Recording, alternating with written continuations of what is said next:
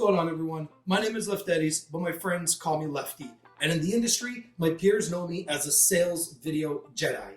And today, I want to talk to you about my story and kind of give you a little bit of context behind how a story is created. So we're not going to do a Star Wars style video where I'm going to give you the ending first and then we're going to talk about the beginning, because you kind of already know that the ending is me recording this video for you right now.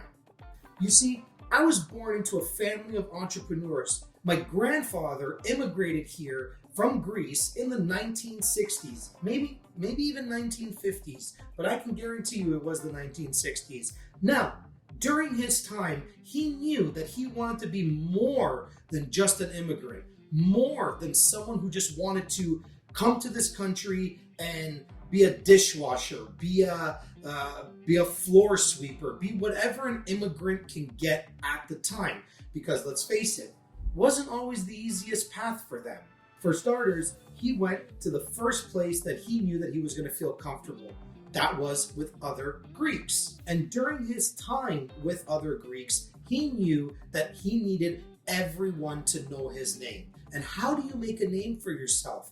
You network, you make connections, you make friendships, you make relationships. You do whatever it is that you can do for the people to figure out who you are in a short amount of time. And with the tools that were given to him, he really made this happen in a short period of time. So here's a trick of what he did in order to make that happen.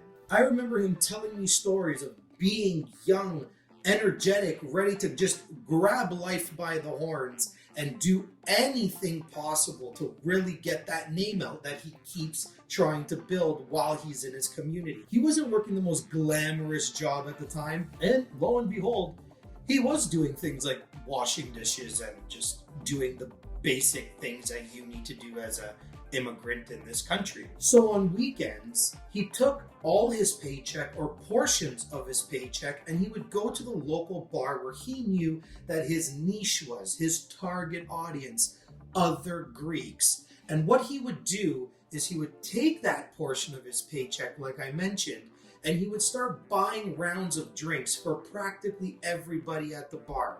Now, back then, when you were only making a salary of like $200, $300, $400, and even then $400 was a lot, so I probably can attest that he wasn't even making that much per week or even bi-weekly. He would go and blow it on other people. Why would he do that? It's because he understood the value of giving first and then getting rewarded second. And he did this, again, in a very short period of time. And shortly after, he got into radio and television broadcasting, where he became a household name to the Greek community for literally 40 plus years. Now, I want to fast forward the story a little bit, because I know you're all excited to know when I come into the picture. Well, my story begins in the year of 1986. And yes, it was a cold one, because I'm born in October. Shout out to all the October babies. So growing up, I can't say that I was poor. I can't say that I didn't have a good upbringing. I can't say that my parents had to pick and choose which Christmas I was going to get gifts, which birthday I was going to be allowed to spend my money or even get money. I gotta admit, I was pretty fortunate. No, I wasn't some stuck-up, snobby, rich kid, but at the end of the day, I was able to have the upbringing that I had. That doesn't mean that the upbringing that I had didn't come with my own personal challenges. So let's talk about how these challenges shaped me for who I am. But before we get into that, let's talk about how you can start your story. Let's talk about how you can get to the writing board and get the story of your life out that you can share with other people. So first things first, what have we done so far? We've identified who our character is. The character started with my grandfather. And the reason why we're giving my grandfather the spotlight at the beginning of the story is because he belongs to the prologue. He is the reason why all this other stuff happened afterwards and down the road. So he is an important character in the story. So whoever your important character is, you want to start with that. Because even though you are the main character of the story, it doesn't mean that there aren't sub-characters within the story that you want to tell that makes sense with what it is that you want to write. And that doesn't necessarily mean that you need to tell people absolutely everything, but you want to give them context so they can understand why that piece of the puzzle is important with the things that you are going to talk about moving forward. Does that make sense?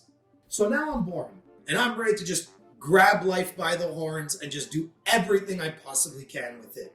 I'm excited, I'm energetic, I'm happy, I'm rarely sad, and best of all, I always have a smile on my face. So let's fast forward to when I was 9 years old, because that's where the growing started to happen. That's where the conflict started to happen. And this is where the shaping happens, where we mold the character for how they are as a person now, where they were to where they are now. Every story, in order to show character progression, has to have a conflict. Your character has to have a conflict. It doesn't have to be rock bottom. You don't have to tell people, oh, I used to eat out of garbages and now I'm a millionaire. That doesn't necessarily have to be your story. Everybody has their own version of their rock bottom. Some people don't have a rock bottom, and that's okay. But you have a version of rock bottom. You have a version of your bad to worse. You have your version of a crummy point in your life that shaped you to who you are today. So we're going to get into that right now with my story. So 9 years old, and just like every immigrant parent, we always wanted to find ways to hack satellite so we can watch pay-per-view and other movies that you had to pay for. I'm sure I'm not the only person that did it. So while streaming the illegal satellite channels, I happened to come across WWE, World Wrestling Entertainment, but known as World Wrestling Federation at the time. And the event that I stumbled across was WrestleMania 12. For those of you that are wrestling fans, that is when Shawn Michaels became the WWE champion for the first time, beating Bret Hart in an Iron Man match. If you don't watch wrestling, go watch that match, because it was one hell of a match. So why is that important to this story? You're probably thinking to yourself, Lefty, how the hell did WWE ruin you? How did WWE cause conflicts in your life? What went wrong with watching just a little bit of sports entertainment? I'll tell you what went wrong with it. I was obsessed. I was breathing, eating, sleeping, living WWE. All I was thinking about was wrestling at the time. These guys were giants. They were my superheroes. They were bigger than Batman. They were bigger than Superman, The Flash, Aquaman, Spider-Man. They were bigger than all these guys to me. When I would watch wrestling, nothing else in the world mattered. And because nothing else in the world mattered, my grades dropped. I got suspended from elementary school. Yeah, you heard that right. Who the hell gets suspended from elementary school? This guy. Now, it wasn't the biggest punishment in the world. No, I didn't beat up some kid or bully somebody. That's not me. Fun fact, I was the one who actually was bullied in elementary school. I, in lack of a better term, was always the fat kid. And people weren't always nice to me. No, they were not. But you know what? That shaped me also. That was another conflict in my life. And that made me be a better person to other people. So now I'm suspended from elementary school. I am just obsessed with wrestling. I could not give a crap about anything else that's going on around me. Nothing bothers me in the world. How do I get out of this? How do I get out of the hurdle that I'm in, where I am just so obsessed over one thing that it's completely ruining every other aspect? Now, if I wanted to train harder, I very well probably could have gone to tryouts and gone to the gym more, and I maybe could have been a wrestler right now. at this very moment in my life. But that wasn't the case. Although my parents, my family were entrepreneurs, they didn't understand it. They didn't understand it. My father was a realist. He was someone who has limiting beliefs at times. He was one that if he doesn't believe in it, then it doesn't work for anybody else. And believe me, growing up in something like that could be very, very, very difficult. So how do I break out of this mentality? Well, of course it was very hard, and it didn't happen till my late 20s, early 30s. But you know what? We still have to get to that point of the story. So I am not going to jump ahead. So let's fast forward now to I'm 15 years old. 5 years later. 6 years later. And now I meet high school friends. I drop all the baby weight. I'm looking good. I'm feeling good. I'm dressing with a little bit more class. I'm going out shopping for jeans and shirts and jackets and looking all nice. And you're probably asking, how on earth does this have to do with videography? We're going to get there. So just hold on. So this is the turning point in the character's path. This right here is where the character has a revelation and understands that a shift is about to happen. Things need to move forward. Things need to progress. It's almost like when you're watching an Avengers movie and Iron Man is hit with a conflict and he now realizes what he needs to do to save the world. We are in the stages of the process to getting to saving the world. Although in this story, I have not saved the world. Maybe one day. Coming from a family of entrepreneurs, and in the Greek community, what we did was we were in radio and television broadcasting. We held countless of concerts with tens of thousands of people. We also had live events, live functions. We literally did anything and everything that had to do with promotional advertisement. And a lot of businesses came to us to advertise their small businesses. And fun fact, some of them are still around till this day, and what once was a tiny little baby business holding themselves from like a string are now million-dollar businesses, multi-six-figure businesses. And I want to say that that was because of my grandfather. And that is really, really, really cool stuff. When I was 15 years old, right away I got myself into music because that was something that was interesting to me. Music is what got me to just push my creative boundaries. It was something that, again, took me away from reality. It was something where I could go into almost a dream state. So as much as I still love wrestling, I'm now shifting focus to music. And I wanted to do anything and everything I possibly could with music. I wanted to listen to it. I wanted to dance to it. I wanted to play it. I wanted to remix it. I wanted to perform it. So it wasn't too long. I started getting into nightclubs. I started going to clubs week in, week out sometimes. But back then, it wasn't that simple because I'm 15, 16 years old. And you're like, holy crap, Lefty, what 15, 16 years old is going out at night till like 2 o'clock in the morning? Well, they had what was called all ages events, where typically it was a bunch of high schoolers between 14 and let's say 18 years old. There were the odd 19-year-olds in there because there was a drinking section, but I mean, you're old enough to go to an adult party. Why are you hanging out with kids? Anywho, we're not here for that. So let's fast forward. I ended up wanting to get myself more involved in the nightlife. So I became a nightclub promoter. I ended up finding out who was running these events. And after finding out these events, I pretty much was like, hi, I'm Lefty. I want to work with you. I can bring people. I have a lot of friends, blah, blah, blah, blah, blah, blah.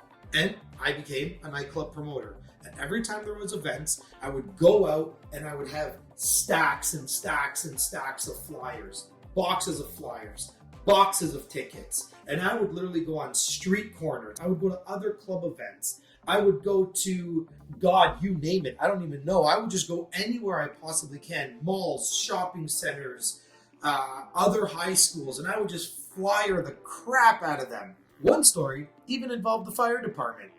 But we're not going to get into that. I'll leave you guessing. Fast forward again another 5 years. I went from nightclub promoting to DJing. And I am the center of attention. I am the center stage. This is what I've always wanted. As a child, I was always the center of attention. I was always getting what I wanted. I was always being given everything, all the attention. Everybody had their eyes on me from the moment I was born. And is that a bad trait to have? Sometimes, but there were times where it played in my favor. The fact that I needed the attention on me all the time is what also got me the opportunities that I had and that I still have. So I don't look at it as a bad thing.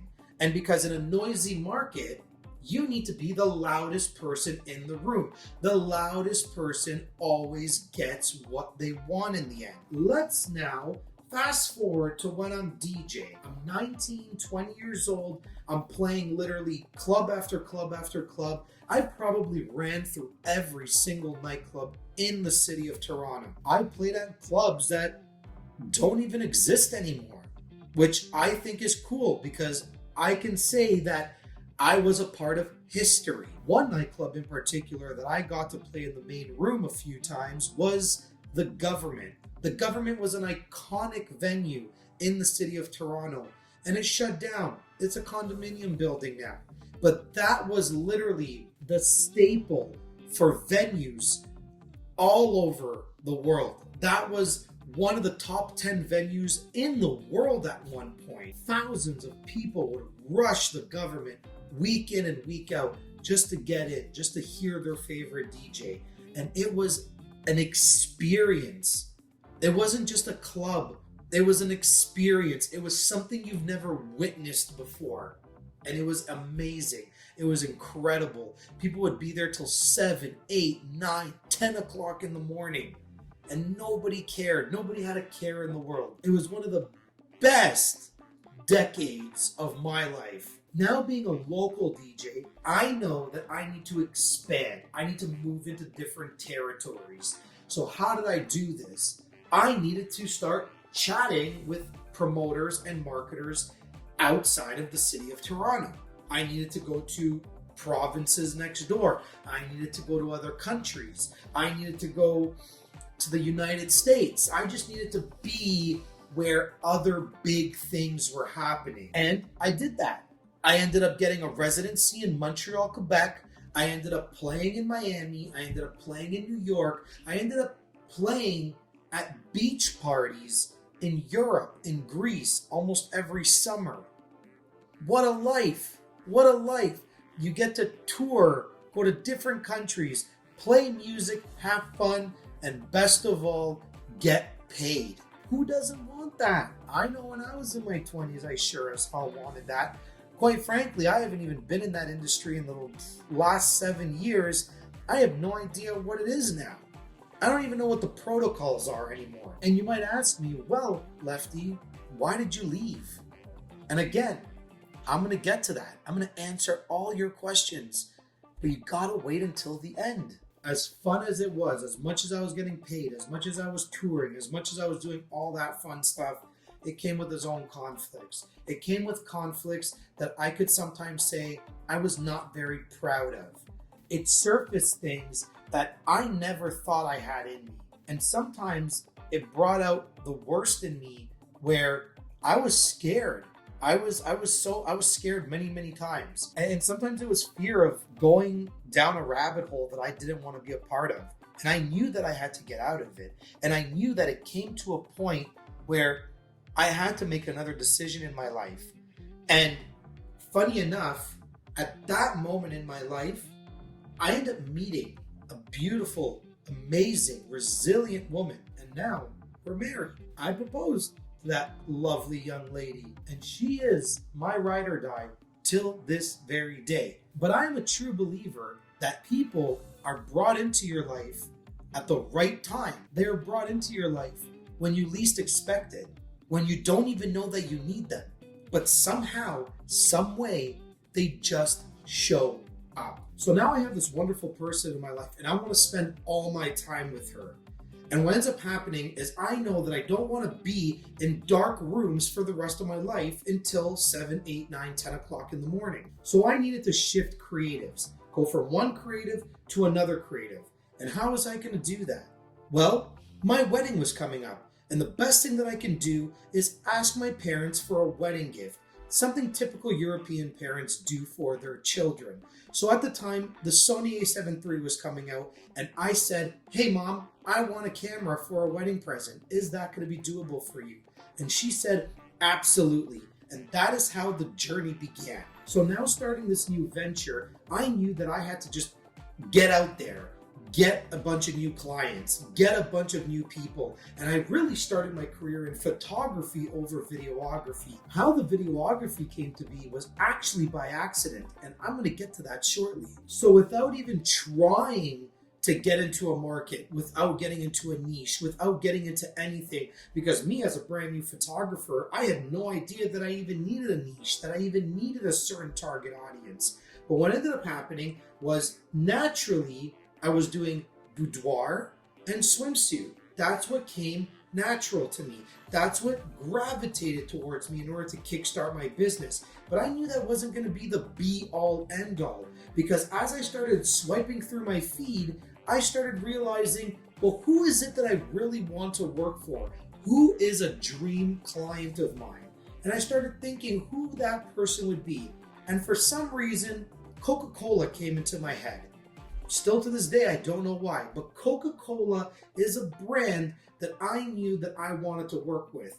And as I started looking at my Instagram feed, I said to myself, if Coca-Cola saw what I had on my page right now, would they want to work with me? Abso-freaking-lutely not.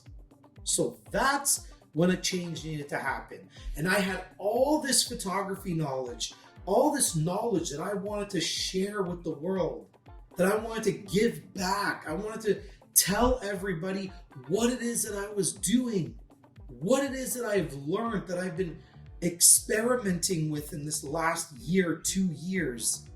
So I decided to start a YouTube channel. And just like any YouTube channel, I started small. I started at the bottom. And I put out a video once a month. And then once a month led to bi-weekly. And then bi-weekly led to weekly. And then what ended up happening as I was doing this weekly video over and over and over again, I naturally fell in love with video. And I wanted to do anything and everything with video. At this point, it was only natural to just drop photography all in all, because I did not have a passion for it anymore. It was kind of like the back burner to what I was really meant to do, and that was videography. So I get into this videography journey and I'm knee deep into it. I'm like, oh my God, I have to start creating, and I got to start creating a lot. So how am I going to start creating? What am I going to create? And I was already on YouTube because I was already creating the photography videos that I wanted to express the knowledge of, right? I started following other creators, and from those creators, I started getting ideas to kind of mimic what they were doing, but doing it in my own style and my own variation. And then from that point, that led me into wanting to make short films, commercials, feature films. And then that brought me to working in the film industry, but not working in the film industry like I'm some big head honcho camera operator, working as an indie filmmaker, creating my own projects, because I was always one to not work for somebody. I always hated working for somebody. I wanted to create on my own. I wanted to put things out on my own. So I always took a self-publishing route. And that is what I did even with the films that I created. If you guys want to see a film that I've created, I'll shoot you a sneak peek right now. And let me know if you want to see the full thing.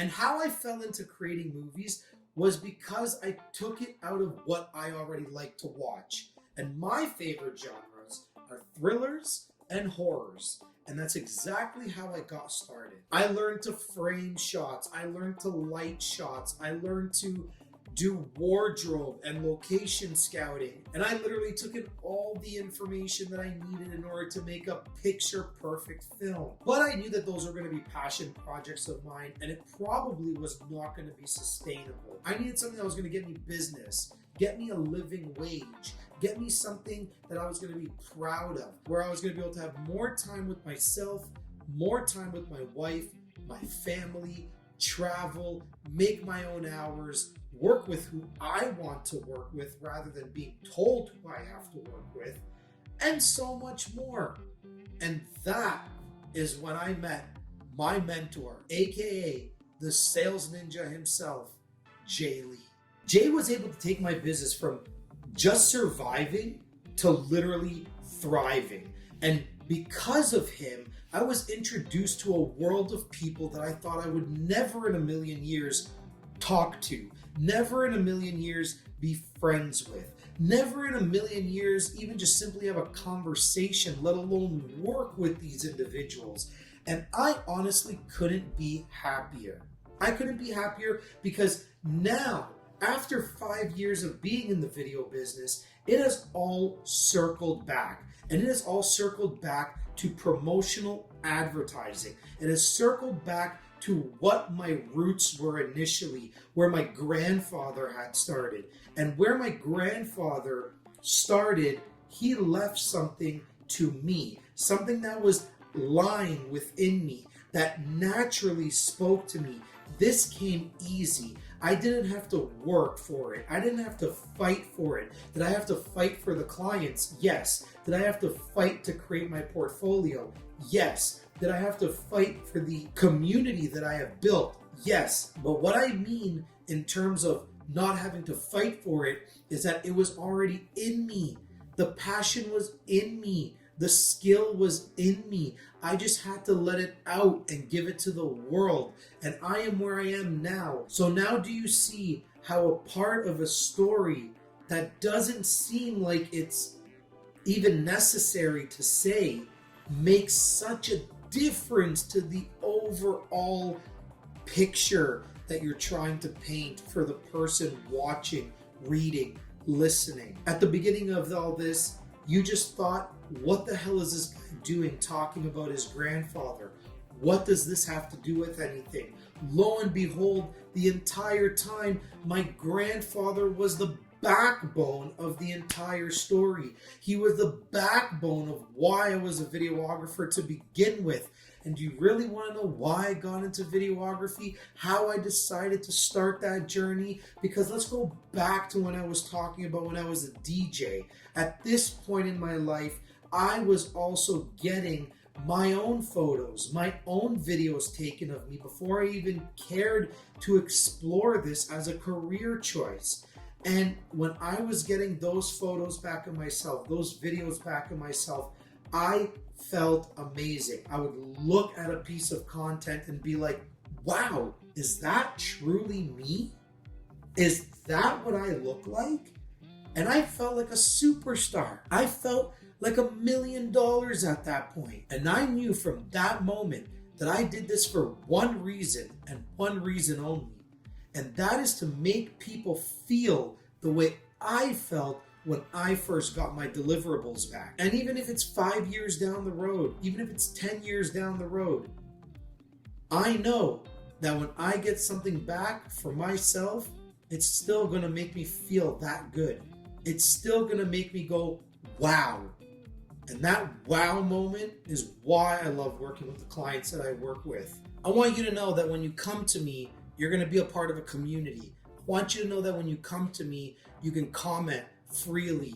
You can ask me any questions that you have about your videos. You can get better clarity and better understanding of how to get in front of your business, how to get on top of your business instead of being under your business. I'm going to do everything in my power through this YouTube channel to get you to a position of power, to get you to a position of authority, to not only entertain you, but to also provide value and education that you can take in your business. The same way my grandfather gave me entertainment and education. For you, I want to be that household name, the way my grandfather was able to be a household name, the way my father was able to be a household name. I want to be that person that you are proud to be a part of the community that I built here through my YouTube channel. And now I want to show you community members that are also proud to be here. Lefty. Lefty. Lefty. Lefty. Lefty. Lefty Is a creative monster. We were able to, in just a little over 3 hours, to record a trunk load of videos. He can guide you through the process if you're looking for somebody in filming, whether it's a video for your job or whether it's a video for Instagram. Most of all, the fact that he listened intently to what my expectations were.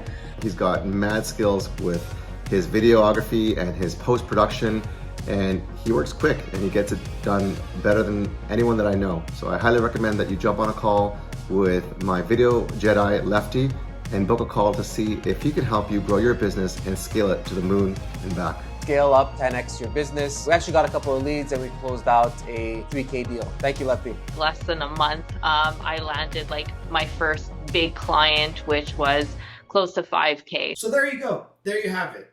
Few community members that love being here, that are also amazing clients to work with. And I was able to put them in a better position than how I found them. And that's what I want to do for you through this channel. I want you to be able to leave this channel after watching any video of mine better off than how I found you. And if I can do that for you, then I've done my job. And do I really know where this journey is going to take me? Absolutely not. But I know that every single time I open social media, I have some sort of connection waiting for me. I know that when I record a video, that I'm going to do my very best to record the best video that I could possibly give you. That I am going to show up. That I am going to just be me, be raw, be authentic. Sure, I might not always be perfect. There are times that I do have a potty mouth. But at the end of the day, you're getting someone who's real. You're getting someone who's not going to always be scripted, who's not always going to be fabricated. And I want to be vulnerable with you guys here on YouTube. So if that is something you can get behind, then I would love for you to subscribe. I would love for you to hit that notification bell. And when you do, I would love to thank you. So when you do subscribe, please leave a comment on this video.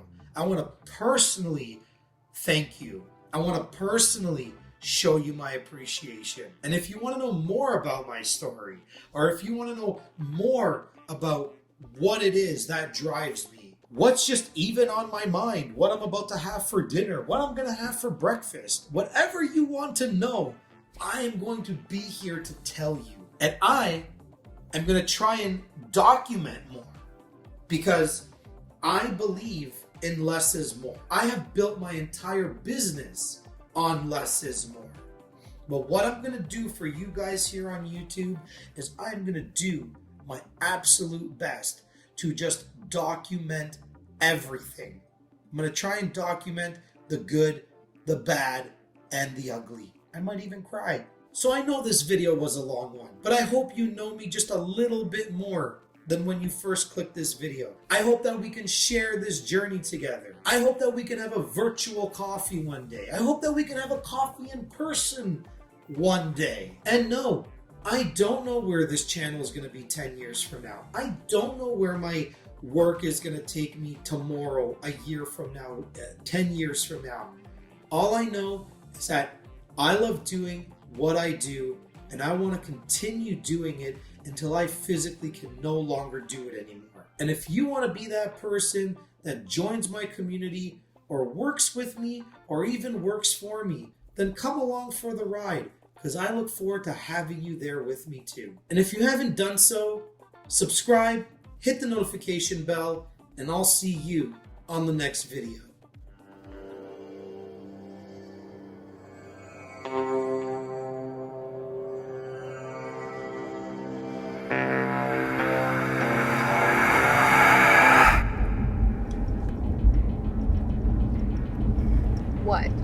I don't know how you go from living in the city to living out here in the country. There's literally nothing out here. What are you talking about? There's plenty out here. Like what?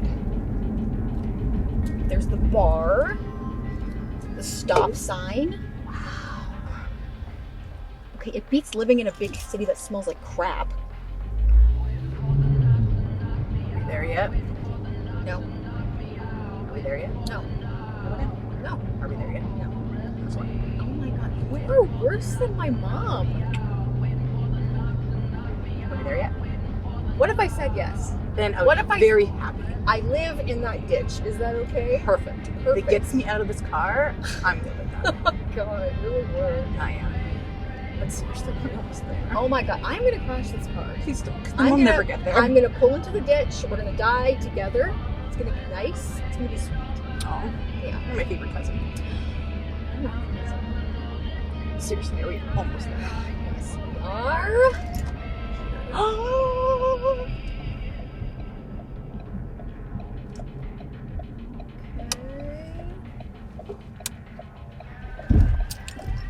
What? No Halloween decorations? I literally just unpacked the last box. Halloween is our thing. And you didn't decorate? Ah! Okay, you know what? We will decorate. How about that? Better. Thank you. Alright, let's go. Get out of my car.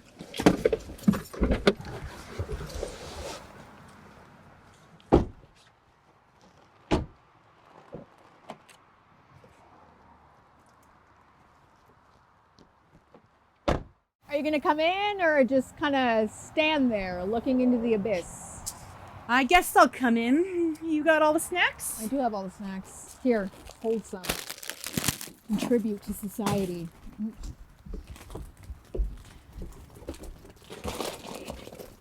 Hurry up, I have to pee. Here, Ben.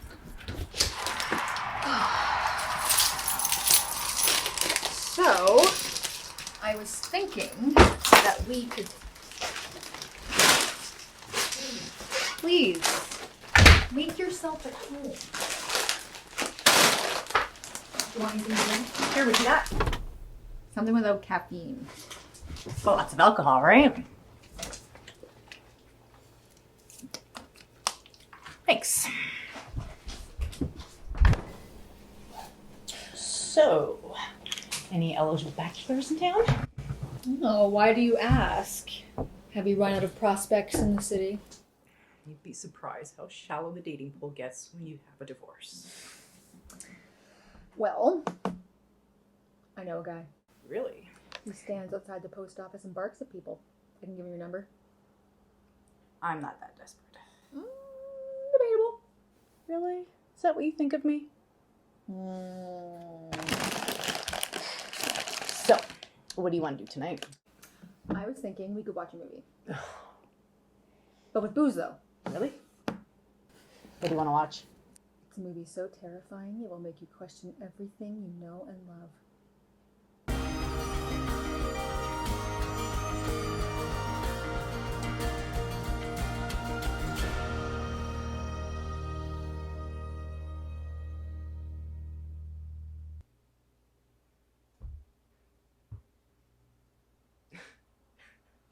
Why are they sparkly? Maybe they get their powers from the sun, like plants. Do we have time for another one? Let me see. Absolutely. Nice. Okay. I'm gonna go to the bathroom. Alright, hurry up.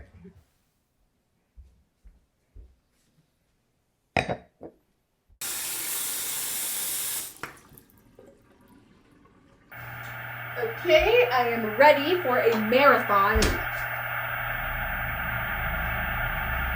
Kate?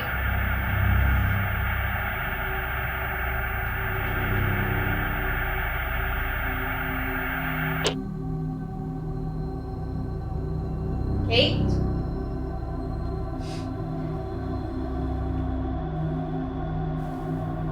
Hello?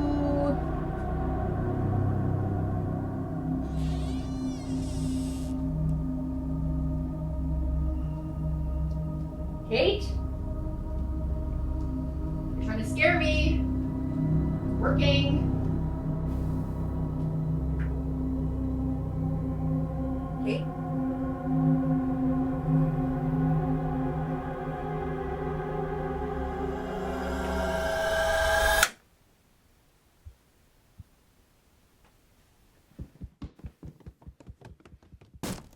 Kate, seriously.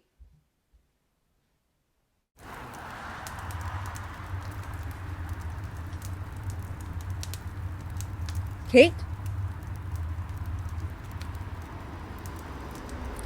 What are you doing out here? The fire's so nice. I can see that. Come take a closer look.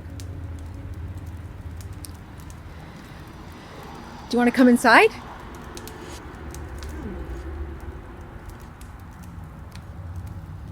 Kate, are you okay? You're better.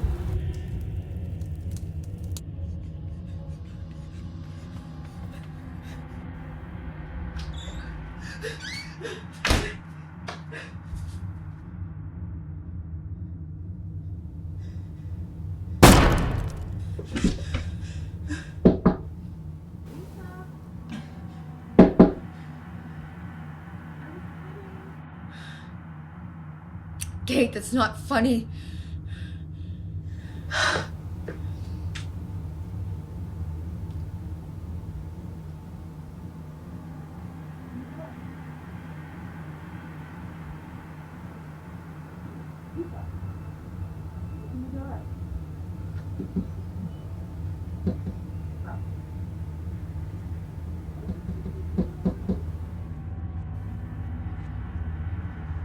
Open the door.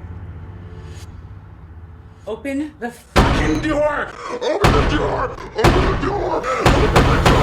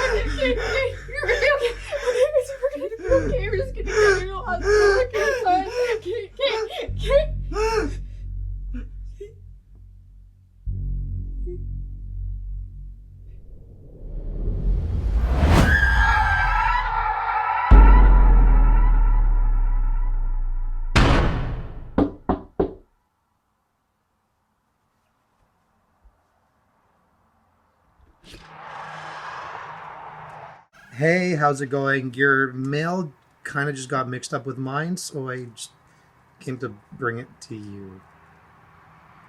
Are you okay? Never better.